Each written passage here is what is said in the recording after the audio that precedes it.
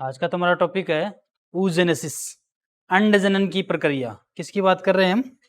अंड जनन की प्रक्रिया की बात कर रहे हैं। oogenesis यानी अंड जनन। शुक्र जनन अपना कंप्लीट हो गया था, ठीक है, और अब हम बात करेंगे अंड जनन की। तो देखो, अंड जनन की प्रक्रिया जो होती है ना, वो शुक्र जनन की प्रक्रिया से कॉम्प्लिकेटेड होती है। शुक्र जनन की जो प्रक्रिया होती है उसमें शुक्राणु बनते हैं, लास्ट में स्पर्मेटिड से क्या बन जाते हैं? शुक्राणु बनते हैं। और अंड जनन की प्रक्रिया में अंडाणु बनता है। क्या बनता है? और उसमें शुक्राणु कितने बनते हैं एक प्रक्रिया के दौरान? 4।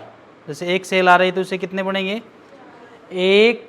यदि प्राथमिक स्पर्मेटोसाइट उसके अंदर चलता है तो उससे 4 शुक्राणु बनेंगे। इसमें एक प्राथमिक oocyte जो चलता है उससे सिर्फ एक अंडाणु बनता है। क्लियर? ये 3 पोलर बॉडी होती हैं, इनका कोई काम नहीं होता है, ठीक है, वेस्ट प्रोडक्ट के रूप में ये बाहर आ जाती हैं।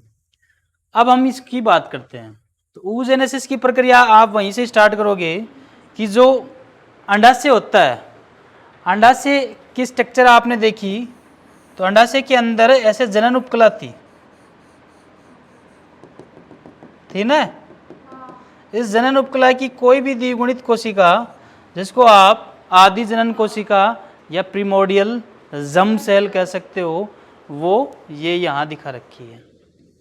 तो ये प्रीमोडियल जम सेल है। कौन सी है? Primordial germ cell.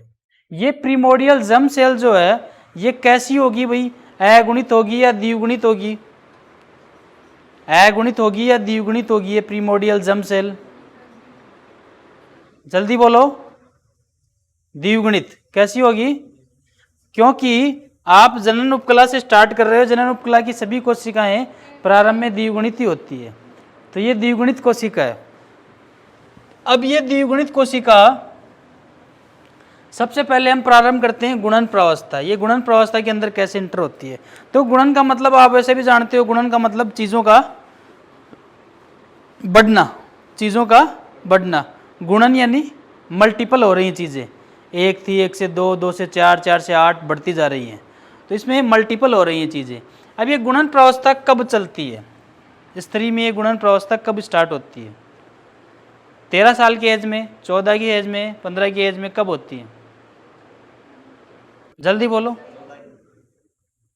ये भ्रूणी अवस्था में स्टार्ट हो जाती है। कब स्टार्ट हो जाती है? जब कोई बच्ची अपनी माँ के पेट में रहती है, उसी दौरान उसके अंडाशय के अंदर ये गुणन प्रावस्था चालू हो जाती है। समझ में आ गई बात? ये भ्रूणी अवस्था से लेके जन्म तक ही रहती है, जन्म के बाद में बंद हो जाती है, उसके बाद में आगे की प्रावस्थाएं चलेंगी। समझ में आ गई बात? ये कहाँ तक चलती है? भ्रूणी अवस्था से लेकर जन्म होने तक ये चलेगी, उसके बाद में ये बंद हो जाएंगी और फिर जीवन भर ये नीचे वाली प्रावस्थाएं चलेंगी। तो इस दौरान उसके ओवरी में तकरीबन 2 मिलियन, कितने? 2 मिलियन क्या बन जाते हैं? उगोनिया बन जाते हैं। क्या बन जाते हैं? ये उगोनिया कैसे बने? इस प्रीमोडियल जम सेल में समसूत्री विभाजन हुआ। कौन सा हुआ? समसूत्री विभाजन में आप देखो गुणसूत्र की संख्या उतनी रहती है, टूटती नहीं है। तो ऊपर यदि 2n है तो नीचे भी क्या आया? 2n। फिर उसके नीचे भी क्या चल रहा है? 2n। क्या चल रहा है? तो लगातार डिप्लॉइड स्ट्रक्चर आती रहेगी। प्रीमोडियल जम सेल जो होती है उसमें लगातार समसूत्री विभाजन चलते रहेंगे, जिसके फलस्वरूप अनेक उगोनिया बन जाते हैं। और तकरीबन कितने बन के तैयार हो जाते हैं? 2 मिलियन। कितने बन के तैयार हो जाते हैं? अब ये 2 मिलियन जो उगोनिया बने, उन सब से अंडाणु बन सकते हैं। उन सब से क्या बन सकते हैं? अंडाणु। ठीक है। अब हम बात करें आगे, तो इसकी गुणन प्रावस्था जैसे ही जन्म के बाद बंद हो जाती है, फिर चलती है वर्धी प्रावस्था। ये वर्धी प्रावस्था इसकी थोड़ी जटिल होती है। ये वर्धी प्रावस्था इसकी जटिल होती है। ठीक है। इसके अंदर एक उगोनिया सेल, वैसे सबकी दे रखी, हम तो एक की समझा रहे हैं। एक उगोनिया सेल पोषक पदार्थों को ग्रहण करके आकार में बड़ी हो जाती है, पोषक पदार्थों को ग्रहण करके आकार में बड़ी हो जाती है। ठीक है। अच्छा, इसमें भी एक चीज ध्यान रखनी है, ये पूरी बंद नहीं होती, इसमें उगोनिया बनने के बाद इसकी कुछ स्टेज बंद हो जाती हैं, जैसे प्रोफेज फर्स्ट में आके रुक जाती है।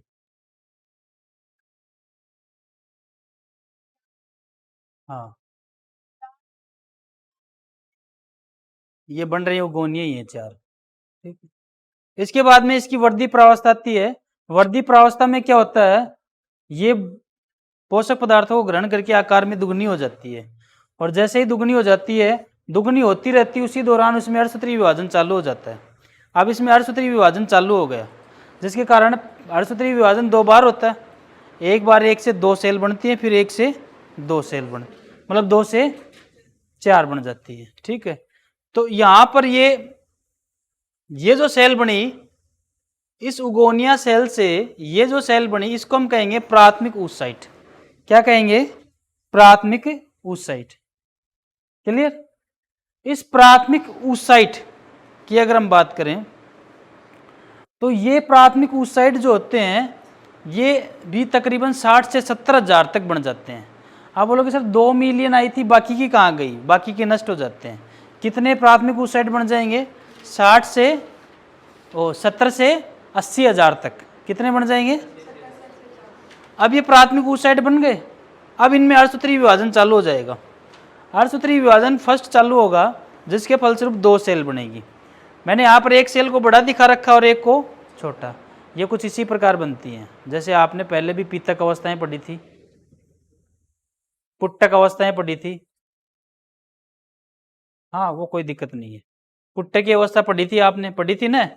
तो उस प्रकार से यहाँ पर भी जो प्राथमिक ऊसाइट है, उसके अंदर अर्धसूत्री विभाजन प्रथम होगा, जिसके फलस्वरूप 2 कोशिका बनेगी।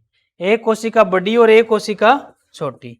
जो बड़ी कोशिका होगी उसको आप क्या कहोगे? द्वितीयक ऊसाइट। क्या कहोगे? और जो छोटी कोशिका उसको आप क्या कहोगे? ध्रुवीय काय। क्या कहोगे? इसके बाद में यहां तक पहुंचने के बाद मेटाफेज सेकंड में आके रुक जाता है। द्वितीयक ऊसाइट बाहर निकल जाएगा। किससे बाहर निकल जाएगा? ग्राफियन पुट्टिका से बाहर निकल जाएगा, अंडाशय से बाहर निकल जाएगा, और फिर ये अपनी मेटाफेज सेकंड में आके रुक जाता है, और फिर शुक्राणु के आने का इंतजार करता है।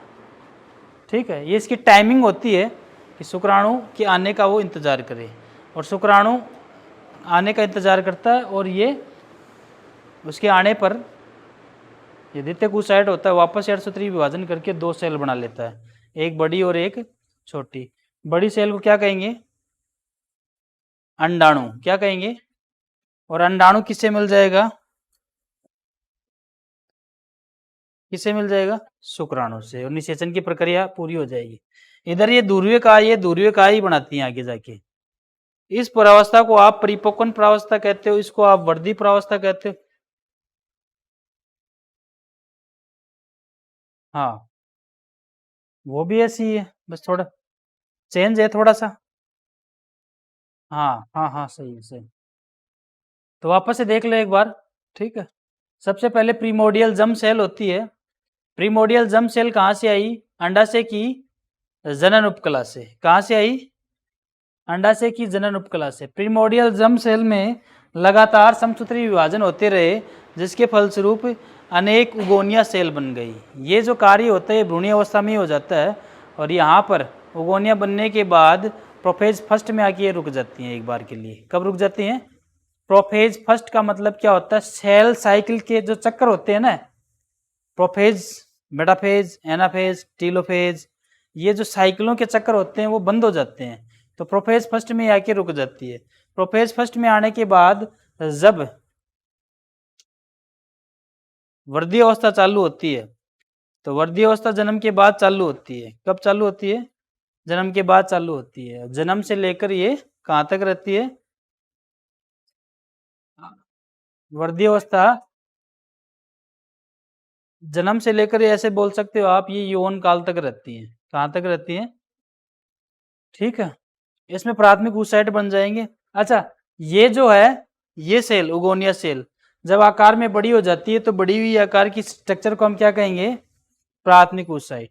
ठीक है। ये प्राथमिक oocyte बन गया। अब प्राथमिक oocyte बनने के बाद इसमें अर्धसूत्री विभाजन होगा। जब ये बनता रहता है उसी दौरान अर्धसूत्री विभाजन चालू हो जाता है। अर्धसूत्री विभाजन होने के कारण इसके अंदर दो सेल बनेंगी, एक बड़ी और एक छोटी। बड़ी सेल को आप क्या कहोगे और छोटी को दूरवीयकाय। देखो इसके बाद में सब में NN दिखा रखा है। क्यों दिखा रखा है? क्योंकि यहाँ पर क्या हो गया, अब अर्धसूत्री विभाजन हो गया, इसलिए सब में NN दिखा रखा है। तो एक बड़ी सेल बनेगी और एक छोटी सेल बनेगी। जो बड़ी सेल बनेगी उसको आप क्या कहोगे? द्वितीयक oocyte। क्या कहोगे? और जो छोटी सेल रहेगी उसको क्या कहोगे? दूरवीयकाय। ठीक है। इसके बाद में हम आगे अगर हम बात करें तो इसमें अर्धसूत्री विभाजन द्वितीय होगा। कौन सा होगा? जिसके फलस्वरूप 4 सेल बनेंगी। एक तो बनेगी, 3 तो बनेगी दूरवीयकाय। क्या बनेगी? और एक बनेगी अंडाणु सेल। तो अंडाणु सेल तो तब बनती है जब शुक्राणु उसके पास पहुंच जाता है, तब अंडाणु सेल बनती है। अब यहाँ पर आपसे कोई पूछ ले, प्रश्न आ जाए कि अंडोत्सर्ग के दौरान, कब? अंडोत्सर्ग के दौरान कौन सी अवस्था में, पुटक की कौन सी अवस्था में द्वितीयक oocyte के रूप में बाहर निकलता है? ग्राफियन पुट्टिका से फटने के बाद द्वितीयक oocyte बाहर निकलता है, न कि अंडाणु। ये चीज बड़ी कंफ्यूज करने वाली होती है और पूछी भी जाती है कि अंडाणु निकलता है कि द्वितीयक oocyte निकलता है। तो कौन सा निकलता है? द्वितीयक oocyte निकलता है और वो आ जाता है फैलोपियन ट्यूब में। कहाँ जाता है? और फैलोपियन ट्यूब में आने के बाद वो जैसे शुक्राणु के आने का उसका टाइमिंग हो जाता है, किसका? तो वो क्या कर लेगा? वापस से अर्धसूत्री विभाजन करेगा, जिसके फलस्वरूप अंडाणु बन जाएगा। और अंडाणु अगुणित कोशिका होती है, शुक्राणु भी क्या होती है? अगुणित कोशिकाएं होती हैं। दोनों आपस में मिल जाती हैं, जिसके फलस्वरूप निषेचन की प्रक्रिया होती है और क्या बन जाता है? जाइगोट। द्विगुणित क्या बन जाता है? जाइगोट। तो ये आपका यहाँ पर टॉपिक पूरा होता है। इसके साथ ही हम थोड़ी सी बातें और कर लेते हैं। तो आगे का जो आपका जो टॉपिक है वो मेंस्ट्रुअल साइकिल का टॉपिक रहेगा। किसका टॉपिक रहेगा? मेंस्ट्रुअल साइकिल का, आरत्व चक्कर।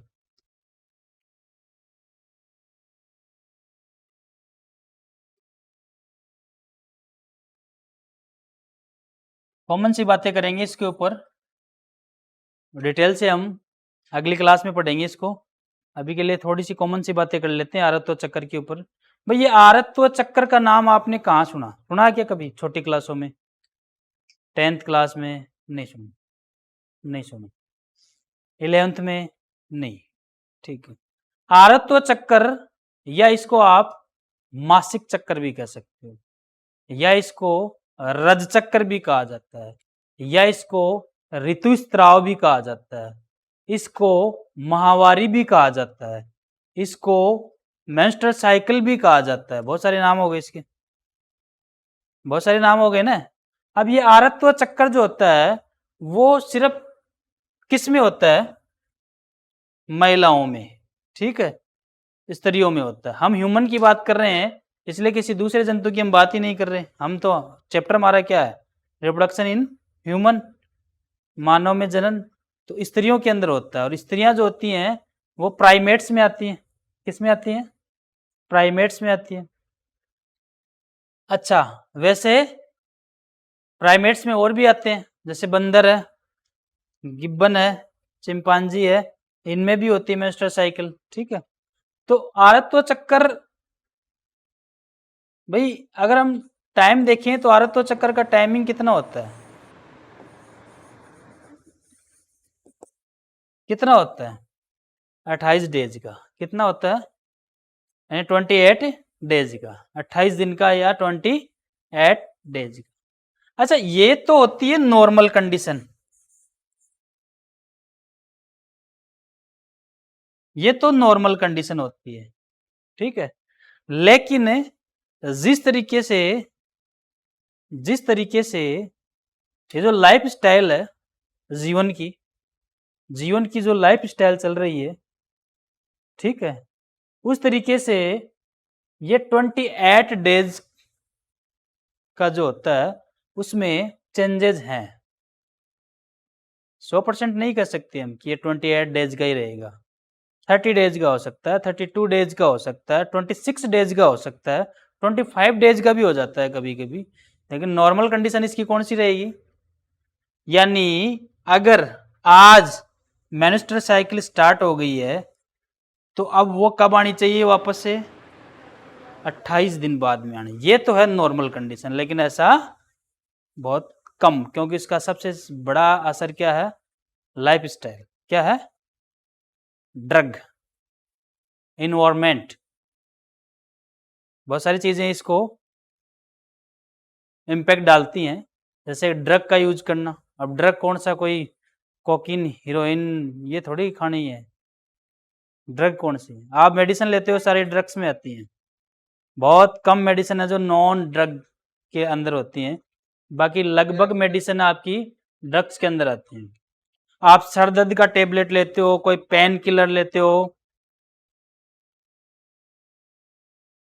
है ना, तो नॉर्मली आप सर दर्द की दवाई भी लेते हो, वो भी एक तरीके की क्या है? ड्रग है। ठीक है, कैफीन ड्रग वगैरह ये चल, तो ये अपनी लाइफ स्टाइल को खराब कर रहे हैं। तो लाइफ स्टाइल को खराब कर रहे हैं तो मेंस्ट्रुअल साइकिल भी क्या हो रही है? मेंस्ट्रुअल साइकिल भी क्या हो रही है? फीमेल्स के अंदर डिस्टर्ब हो रही है। क्या हो रही है? अच्छा, मैंने कहीं सुना है, आपने भी सुना हो तो,